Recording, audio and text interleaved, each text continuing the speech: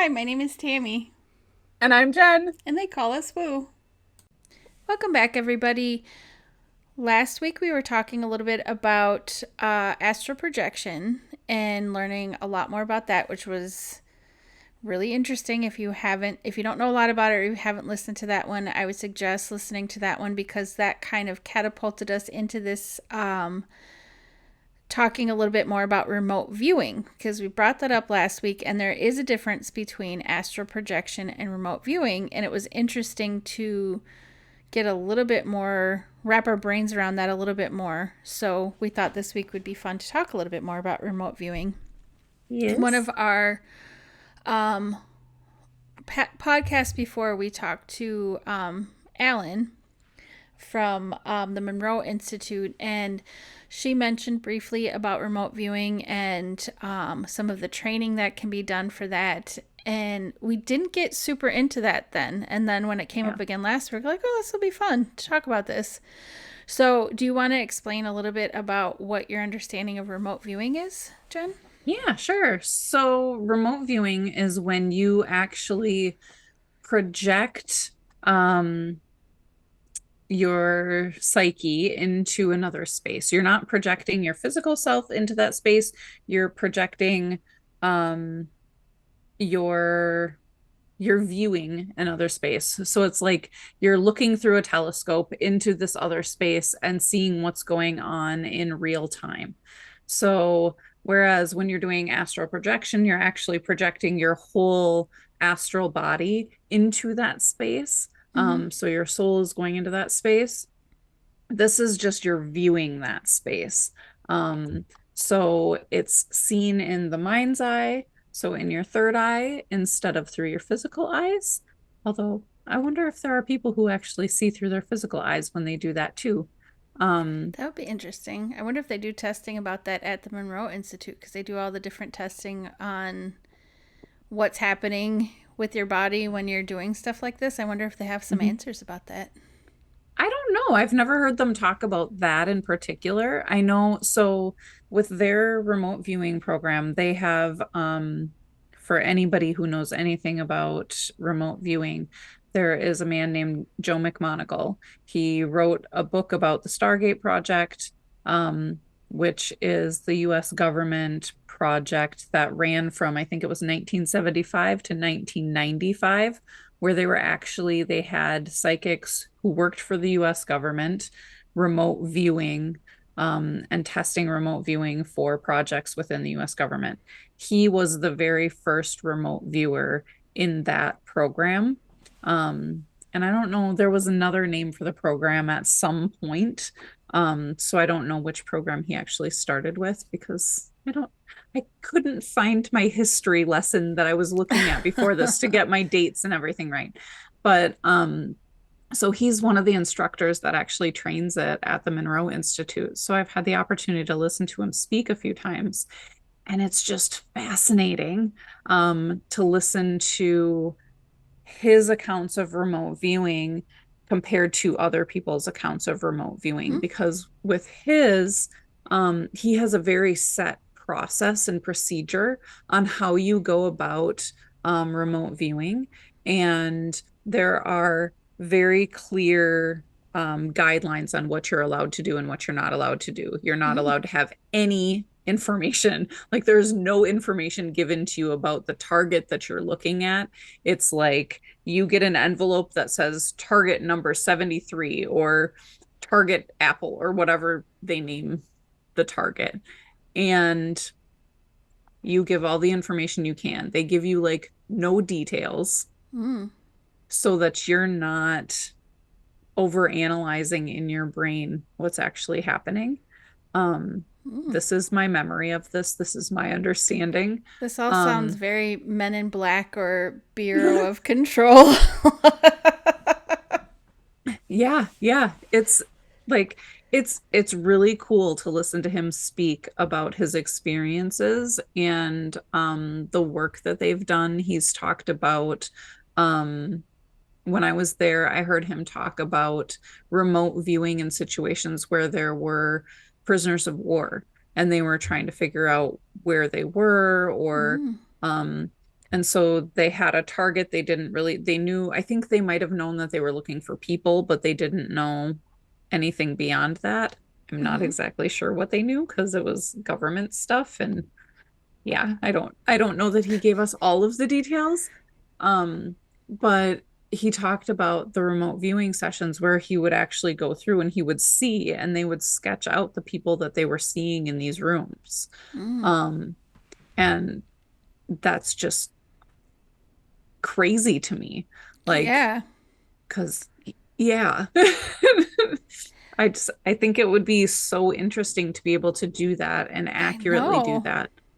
I know. It does bring up a whole lot of like questions and stuff though, because like I know we talked a little bit last week about the ethical implications of things like that and how you would want to use something like that. Like I just have this picture in my head. I don't know if you ever saw the Lemony Snicket's A Series of Unfortunate Events. There's like Yes. one scene where like they have this telescope and it's like this huge like Hmm. eyeball coming out and just this like nefarious person behind it. So I'm Hmm. picturing that in my head because like it sounds amazing, but also I feel like that could be used for not great things It could be too. really creepy. Mhm. Yes. Mhm. Yeah, yeah.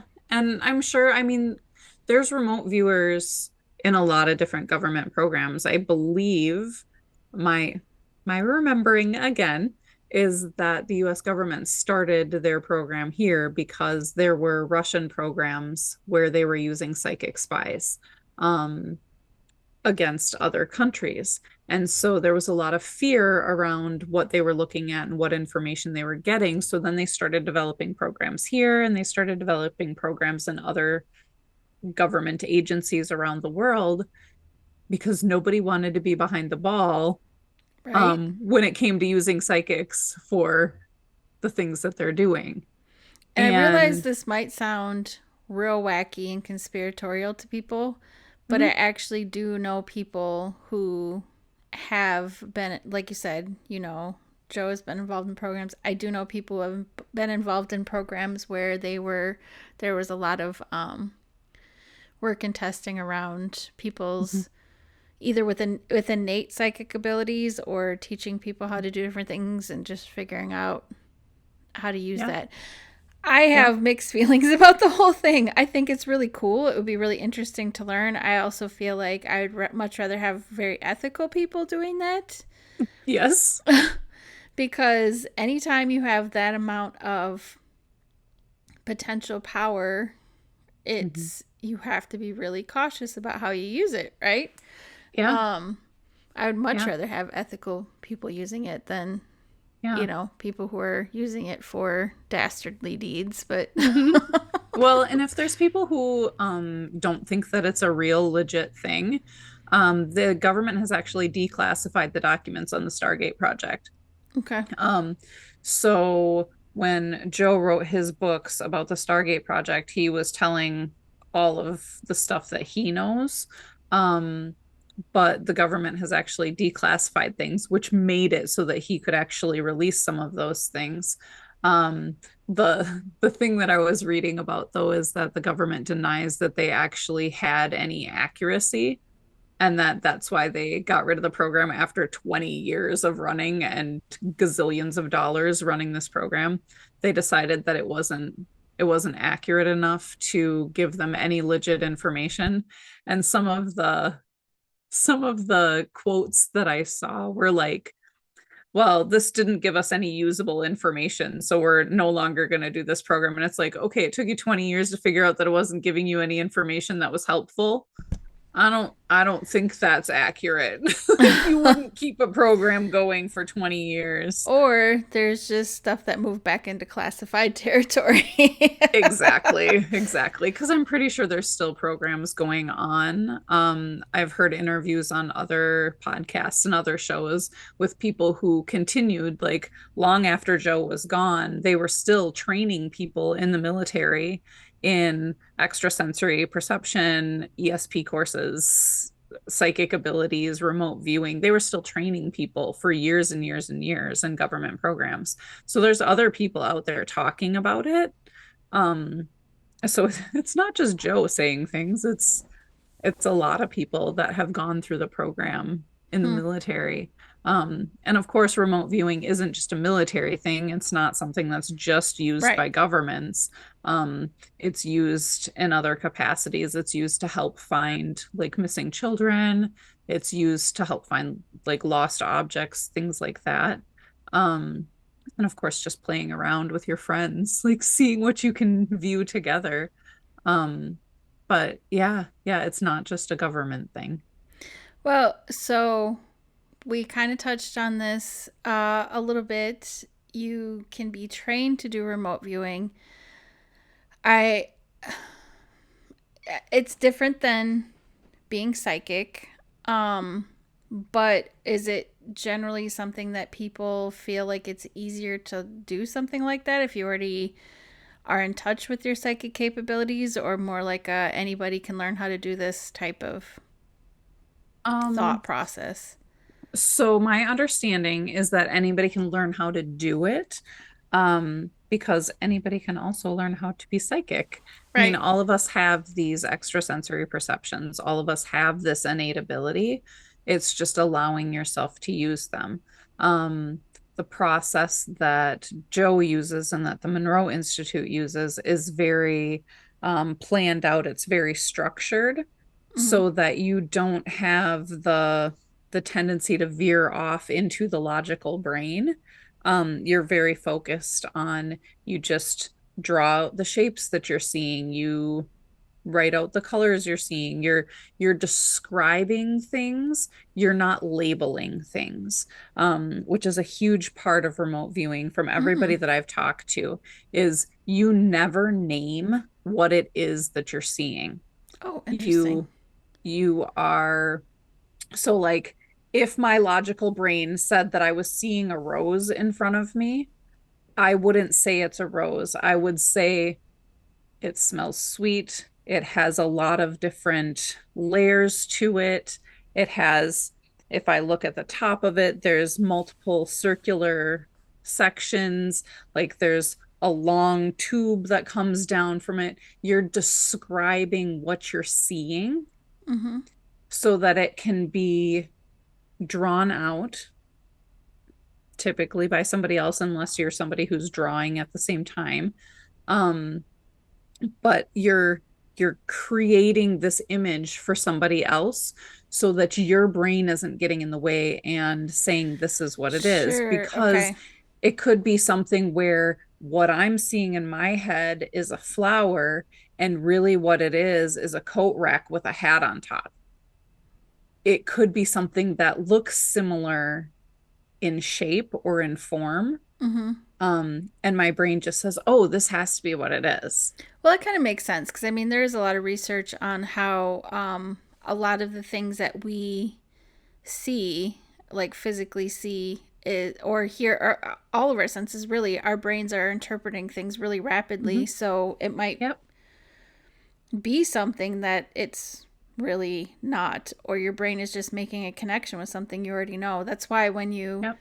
are reading something you wrote, your brain can autocorrect to what it should be and Yep. totally miss what it was, Yeah. because Yeah. that actually makes sense to me. But it's really interesting. So you have to try to separate out the two Mm-hmm. and then describe these things. And is it always that someone is drawing it out while you're. I don't know that it is. I've seen situations where um you're, like, the exercises that I've actually seen people do, they're writing down on the piece of paper what they're seeing, or they're drawing images on a piece of paper of what they're getting, the information that they're getting. Mm-hmm. I've also um seen and heard interviews with people who said that they would speak out loud what they were getting, and somebody else, like in another section of the room that they couldn't see, was actually drawing what they were saying out loud, Okay. um to see if those things would match. um I don't know what's more accurate. I don't know what's Hmm. typical.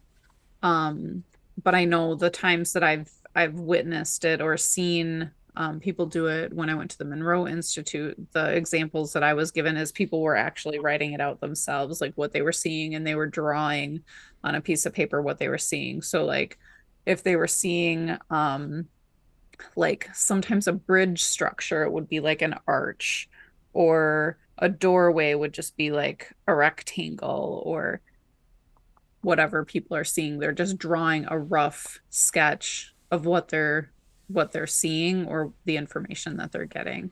Okay. So, do you know, did Joe talk about any specific instances of things that he was able to assist with or anything like that? Well, he did talk about like finding prisoners of war, knowing who was in certain spaces or in certain areas. So, they did Um, succeed in finding some of the people they were looking for? I'm assuming so, but I Okay. don't know. Like, Hmm. I mean, according to the documents that I read, they were never successful in anything with that program. So I don't know. Um, I don't know what's accurate or what's true, Isn't Joe still but doing that now? um he does that, like he does readings for people and he does remote viewing and stuff Okay. for people. Because I think last But week you mentioned like groups of people, and I don't know if this was at the Monroe Institute that yeah. were doing things that we're actively doing this right now and we're successful. So he teaches at the Monroe Institute and teaches remote viewing classes. And so they'll do like remote viewing exercises. He has in the past done um a lot of work with the US government, of course. And I know there are other groups that are doing remote viewing. I don't know who they work for or what they are actually doing, but I've Okay. heard several other people on different podcasts and different shows that are talking about remote viewing and the programs that continued um, within the government programs for years. Okay. Um, Um so if people went to the Monroe Institute or wherever and learned how to do this, what type of things are they learning to do it for? um, Honestly, I don't know why people learn remote viewing other than like helping find lost things, helping Okay. with like cases where there's children who are lost, um, or there's people who are lost or kidnapped. Sometimes they can remote view and try to find information about those things. Um, so being used in like active investigations or private investigations. Um, but otherwise, the people that I know who do remote viewing type stuff now, like other than Joe and people who are teaching it, it's typically, I lost my keys and I'm going to look in every room of my house and under things through remote viewing because I'm not at my house. So it's like something that's a little bit more mundane. And I mean, I still mean, pretty cool to be able to do that. yeah, yeah. So have you ever done it? So I, I can't like prove that I've done it. Um, but I've had instances where I was before I moved where I live now, like I would remote view down here and we would kind of test a little bit to see if we were accurate in connecting with each other, my fiance and I. Mm-hmm. Um, but I feel like I did more astral projection than remote Okay. viewing. I think I'm better at that. Um, but there's a very fine line in what that looks like. Um, I was gonna say, did it feel different? so so there have been times where I physically feel myself in a different space, Mm-hmm. and then I know that I'm astral projecting.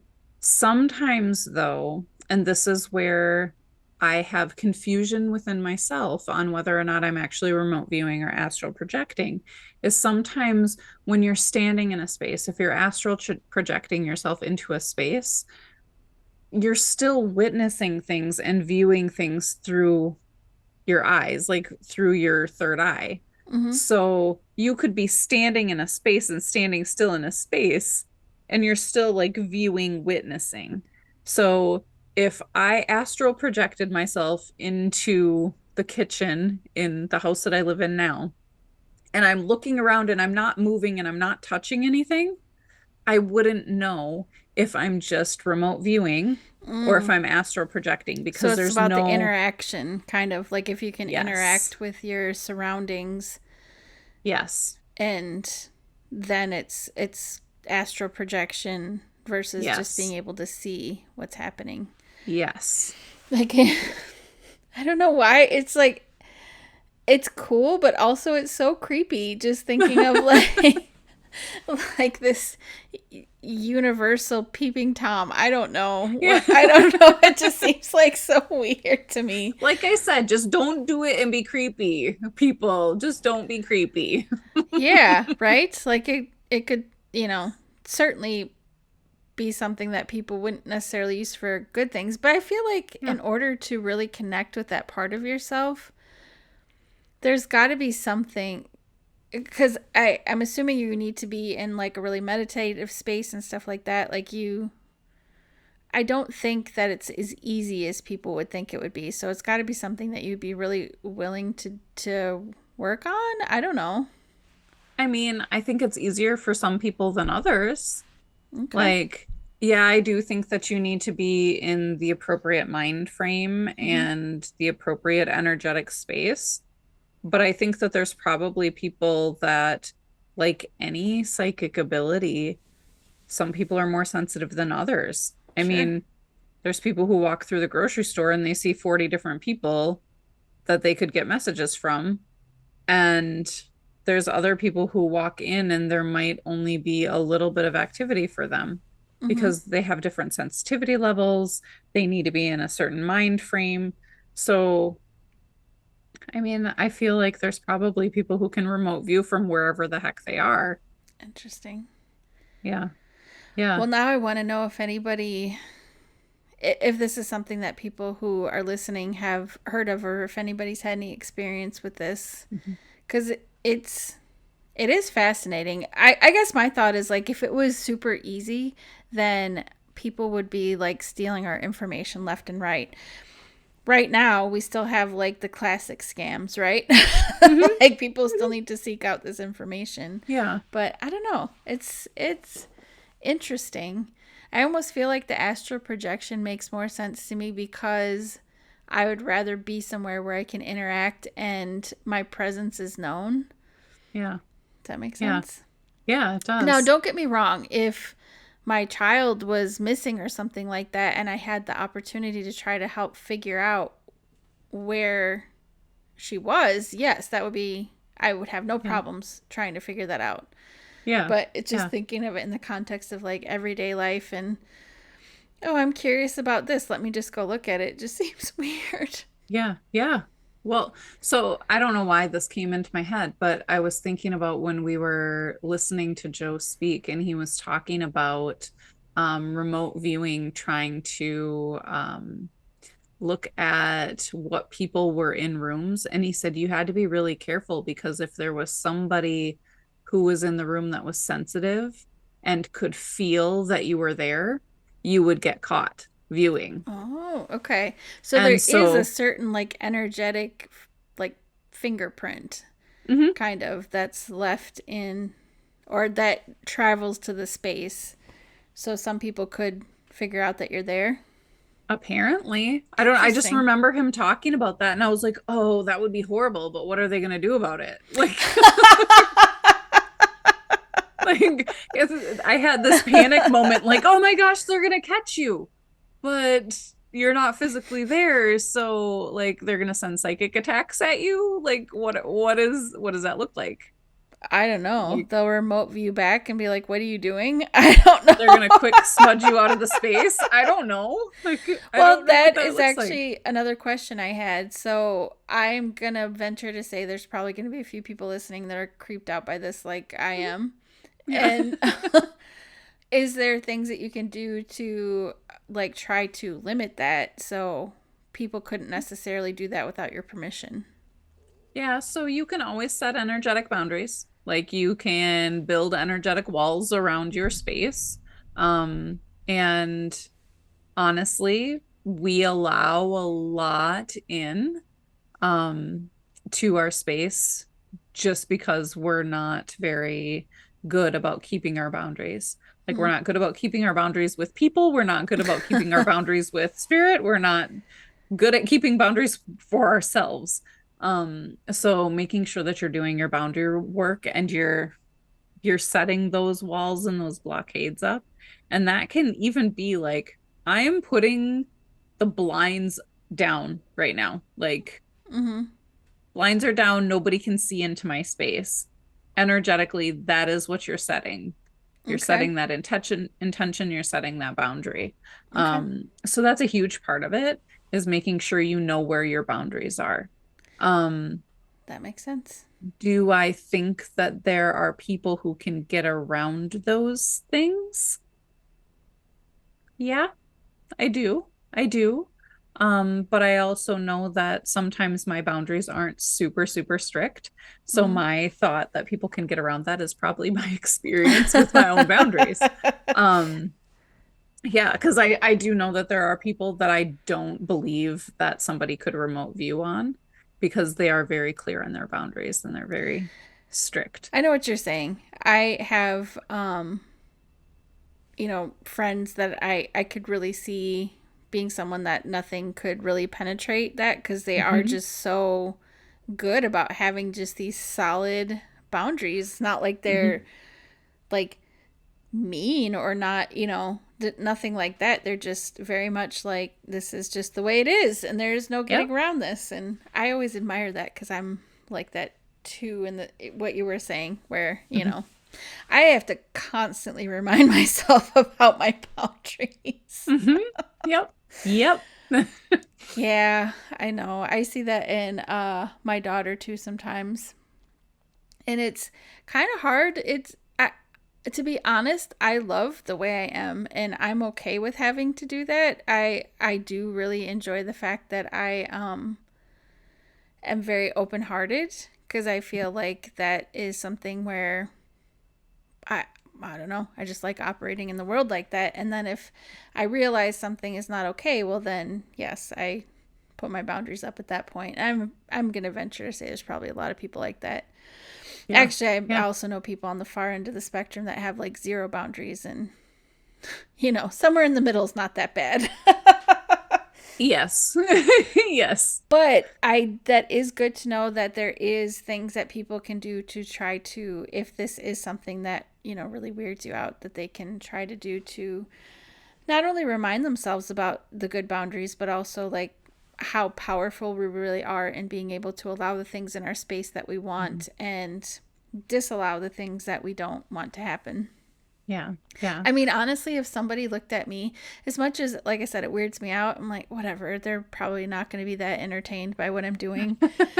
I'm not breaking any laws. I'm not doing anything crazy. It's going to be a pretty boring day of remote viewing for them. I don't know. I'm gonna make sure that if they are watching, that it's gonna be a good show. Because I mean, really, I want to be entertaining.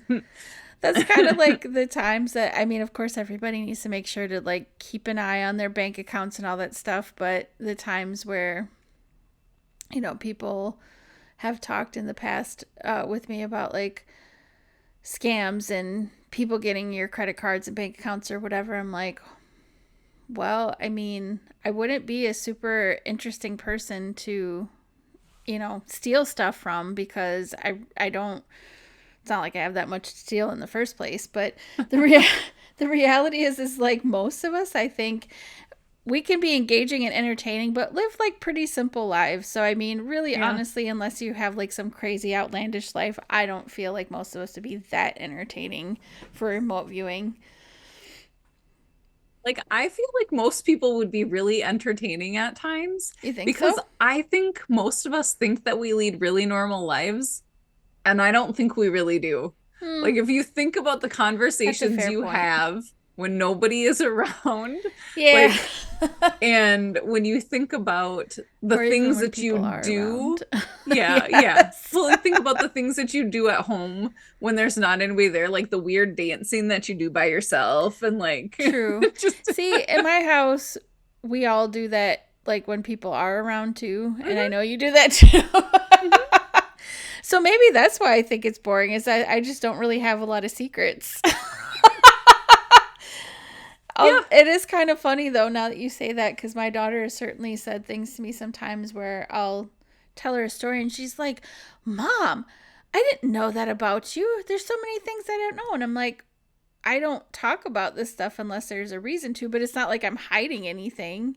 So Mhm. maybe that's why I think it's boring. I probably do have more entertaining things than I think, but I Yeah. don't know. There's reality TV, there's YouTube, there's all types of ways people can do that without remote viewing. That is very true. That is very true. I am feeling prompted to say that there are schools that actually do study this, like Stanford Research Institute. They study remote viewing. There's a few. This was also in the document that I had open and closed right before we Oh. started recording. That there are definitely different research programs that are out there that are researching the effectiveness and the kind of how well people do with remote viewing.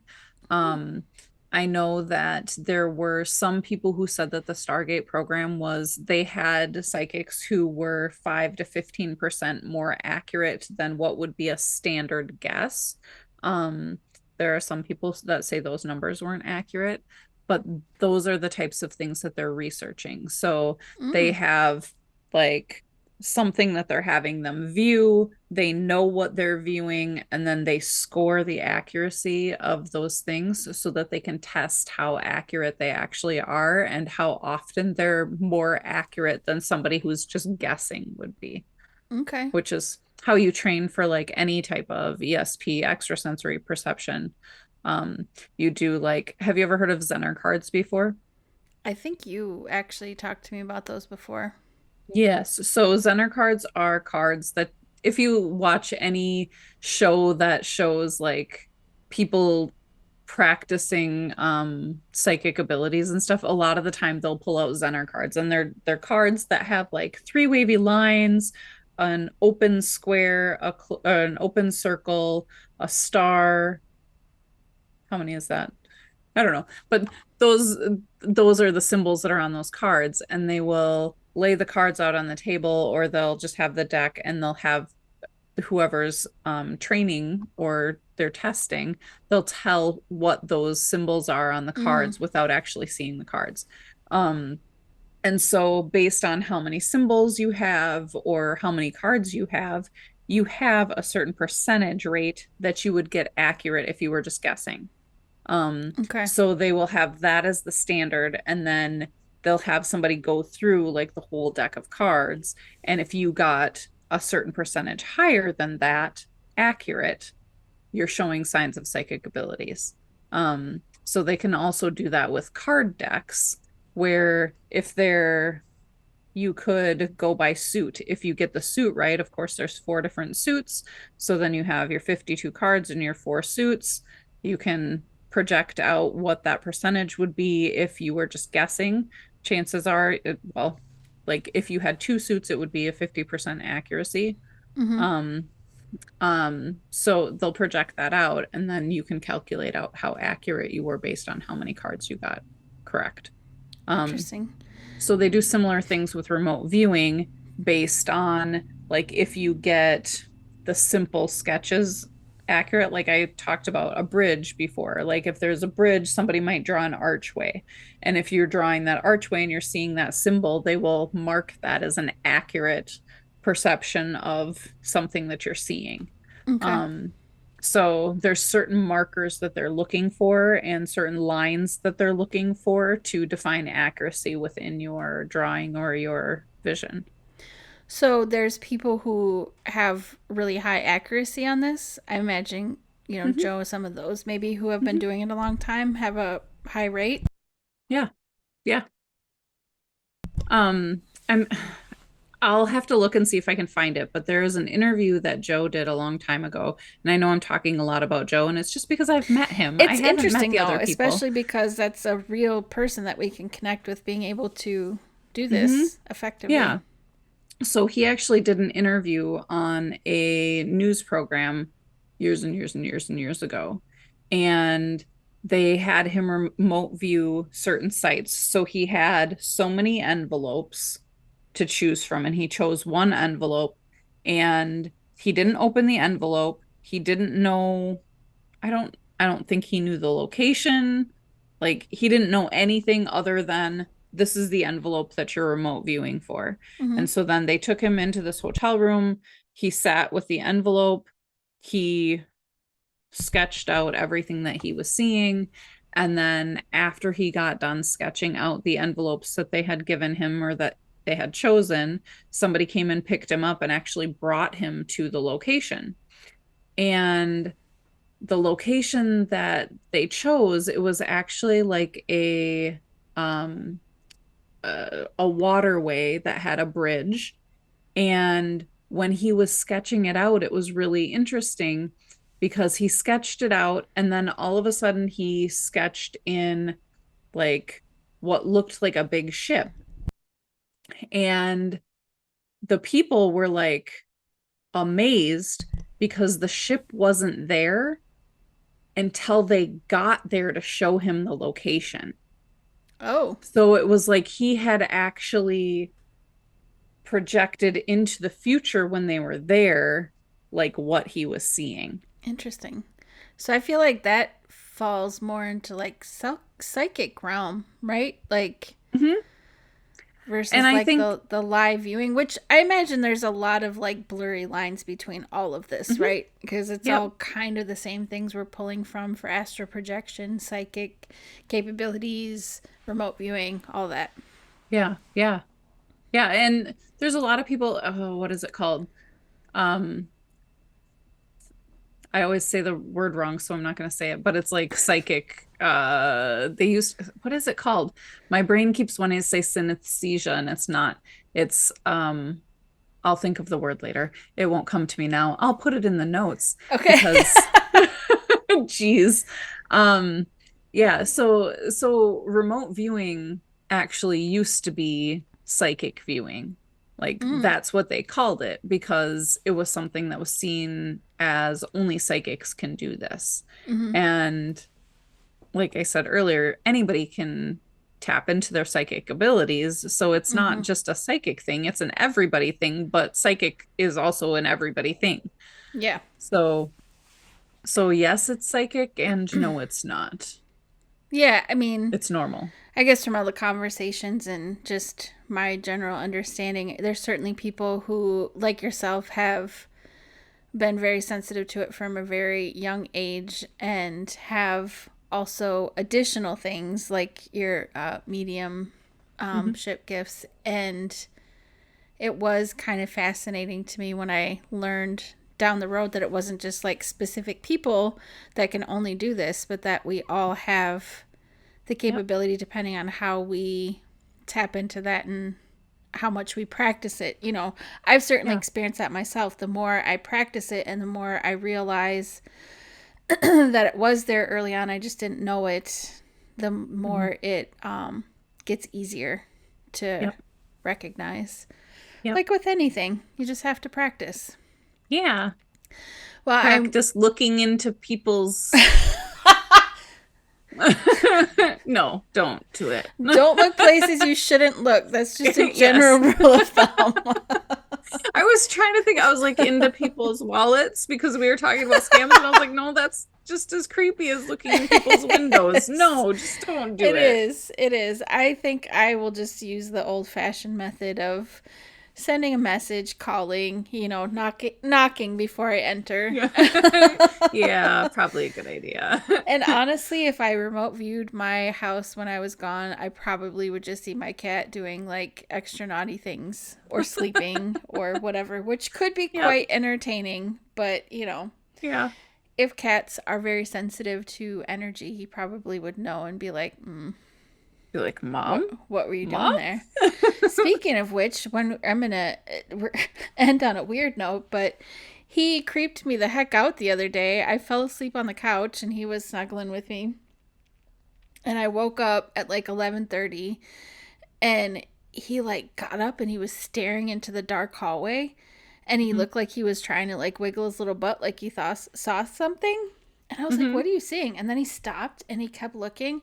I'm staring into this hallway trying to figure out what the heck he's seeing. I could not figure out what he was seeing. But then after like all of the conversations about like how they can sometimes like sense energy, or people talk about them being able to see like people from the other side or whatever, I was like, what the hell is in my hallway? It was the weirdest thing to wake up to. It's like all those stories of when your kids wake you up and say creepy things. I Mm-hmm. was like, oh, okay. Well, don't hurt me, whatever you are. Well, obviously he wanted to play with it, so it Well, must he have been stopped something wiggling his good. butt, and then he was just Yeah. staring really hard and like looking around the corner and staring. I'm like, oh, Lord. Okay. It was another cat or a puppy dog. Maybe it was a puppy Maybe. dog. Maybe. Yeah. Whatever it was, I'm fine. It didn't hurt me. And it probably was something silly, and my brain just, that's what Hmm. happens when you get woken up at 11:30. You're Yeah. jolted out of your sleep to a creepy cat behavior. Anyway, back to the remote viewing. Hmm. Um, I would love to maybe even see if we could talk to someone who has done it themselves or is familiar with it at some point. That would be pretty cool to be able to do an interview with someone at some point. Yeah. Is Joe still teaching at Monroe? I am not exactly sure. I know Okay. that they have other people who he has trained that have started teaching. I'll have to reach out and see who all is teaching. I know he was last year, but I haven't looked into it recently, so Yeah, that would be I'll interesting. check. And that was a nice little adventure down a weird path. Yep. Yep. But I think it's been fun the last several weeks talking about different little offshoots of the psychic, medium, energy, beyond the veil stuff. It's all fascinating Mhm. stuff to me. Yeah. So this has been super fun. Yeah, I've enjoyed it. I hope everybody else has too. Yes, and we will be back next week with more fun stuff for you. Well, bye everybody. Bye. Thanks everybody for listening. If you liked what you heard today, please subscribe and check the show description for the links to the show. We would love to hear your thoughts below on this episode, as well as anything that you'd like us to talk about on future episodes. Remember, everybody, you are unique just the way you are, and that is why they call us Woo. Mm-hmm.